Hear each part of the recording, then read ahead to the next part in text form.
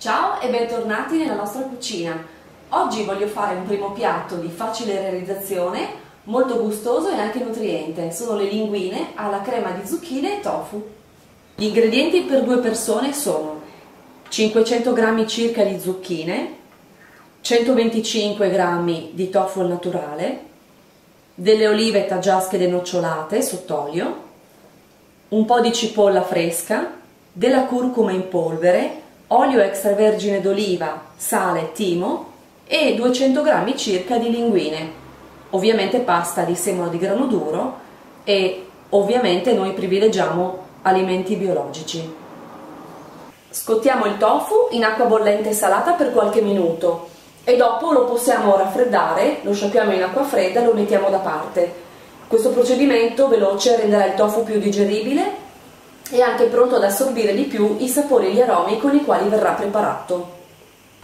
In attesa che l'acqua per la nostra pasta bolla, io ho preparato le zucchine tagliandole a piccoli pezzi, così ho fatto anche per la cipolla fresca, che farò saltare in una padella antiaderente con dell'olio d'oliva extravergine e con gli aromi che vedremo.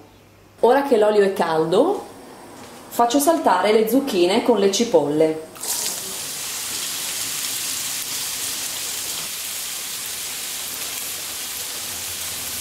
Aggiungo il sale, un po' di timo e infine la curcuma in polvere.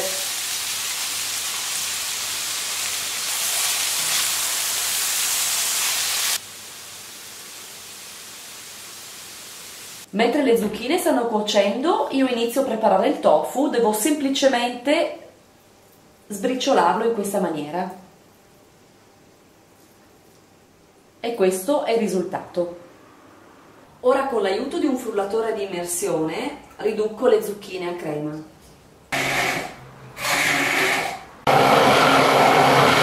Questa è la crema che ho ottenuto e che vado a rimettere nella padella antiaderente. Ora posso unire il tofu alla crema di zucchine. Siccome la crema di zucchine è piuttosto densa, come vedete, posso anche decidere di aggiungere un po' d'acqua per renderla meno densa e ho acceso la fiamma è bassa, aggiungo il tofu. Per finire, le nostre olive taggiasche. Ci siamo quasi perché l'acqua sta bollendo, per cui io posso calare le linguine. La pasta è cotta, per cui ora la saltiamo velocemente in padella con la salsa di zucchine e tofu. Eccole qui le linguine di crema di zucchine e tofu. Io vi auguro buon appetito e vi ricordo che per la realizzazione di questo piatto nessun animale è stato né ucciso né sfruttato. Vi do appuntamento alla nostra prossima ricetta. Un saluto a tutti!